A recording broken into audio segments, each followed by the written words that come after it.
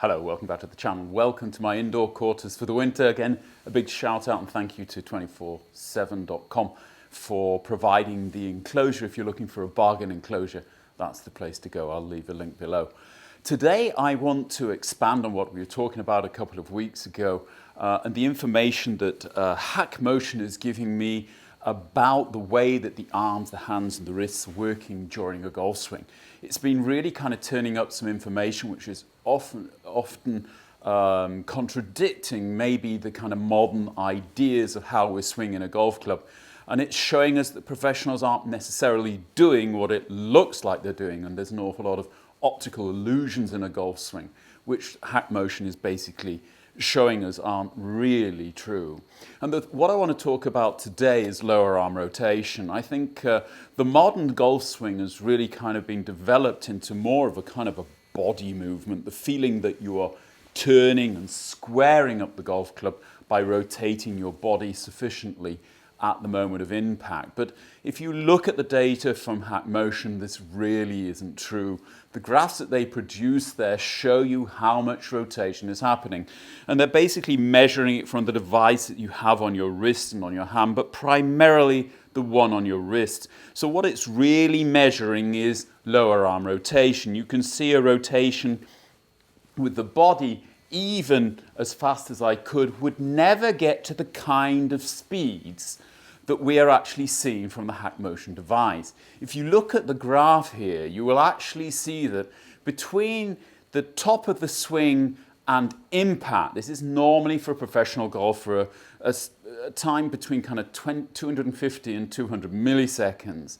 And just after impact, there's a massive change in the rotational graph, which means that the hands are rotating from a position here to a position here, around about 180 degrees of rotation in really a moment of time, really within probably 100 milliseconds. And that means that there is certainly no blocking of this rotation from the golf professionals. So what is the misunderstanding here? I've spoken before about what I call the position, which is a position just after impact. And you will often see the golf professionals with a club face still relatively square relative to the target line and the lead wrist still pointing more or less at the target, at least seen from the front camera. That is what we imagine is actually happening. But what you've got to remember is that the wrists aren't completely released at that time, that they have actually been able to hold the release due to the dynamic nature of their body and shoulder work until very shortly before impact.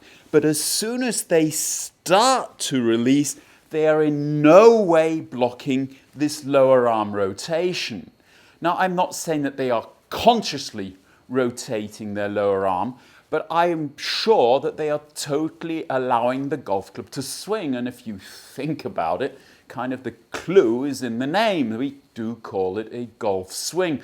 So it would be logical to think that the guys and girls on the tour are swinging the golf club.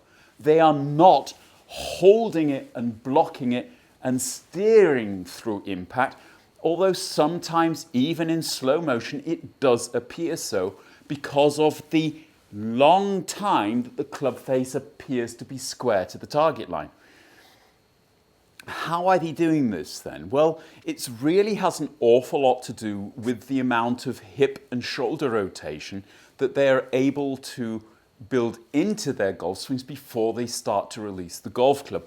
By the time they get the club down to this kind of P6, we call it, kind of this position where the club is parallel to the ground relative to the front-facing camera, their hips are rotated past parallel, almost 45 degrees. Their shoulders are rotated a good 20-25 degrees past parallel. And so if the arms, which now were to straighten, the trail arm come into extension, and you get this kind of straightening out, then that is going to happen a good deal past impact.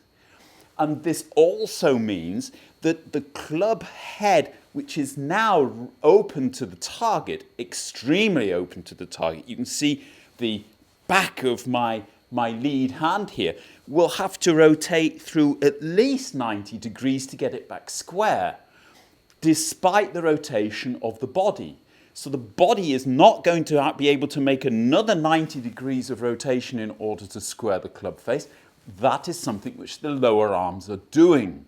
In fact, on the graphs, when you look at them again, you can see that at the moment of impact, they have rotated through almost 90 degrees, depending on the type of golf swing you have.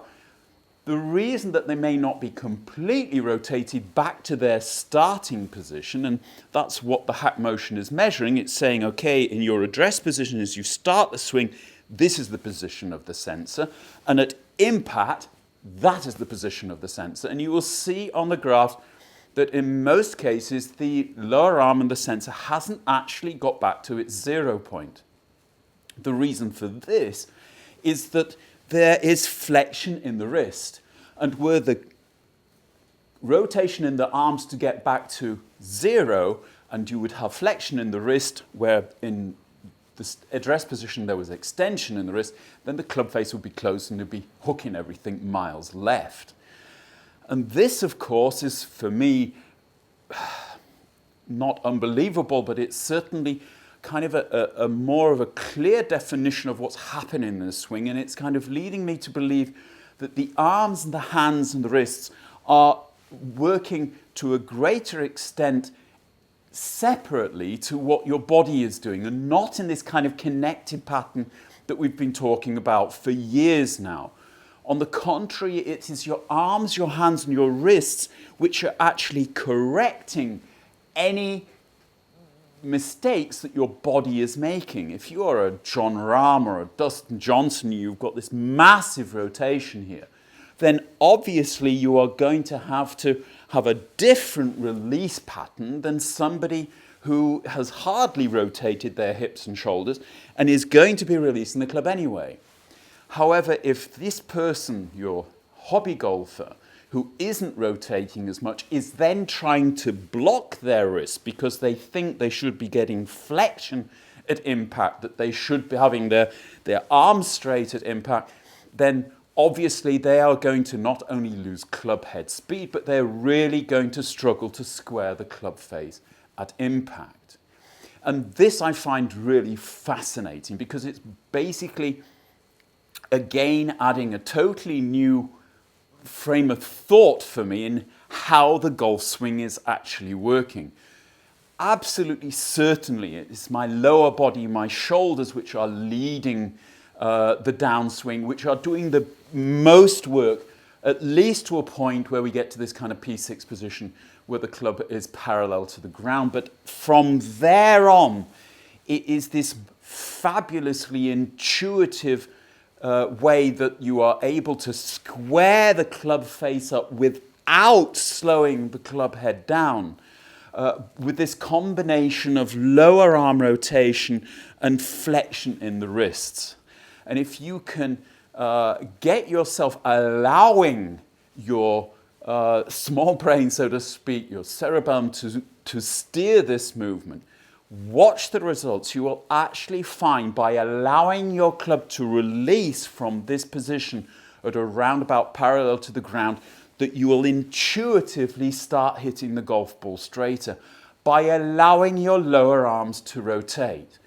If the lower arms of golf professionals are rotating through 180 degrees in around about 100 milliseconds, which is more or less what the graphs are showing us, then that is going to contribute to a lot of the club head speed that they are actually achieving.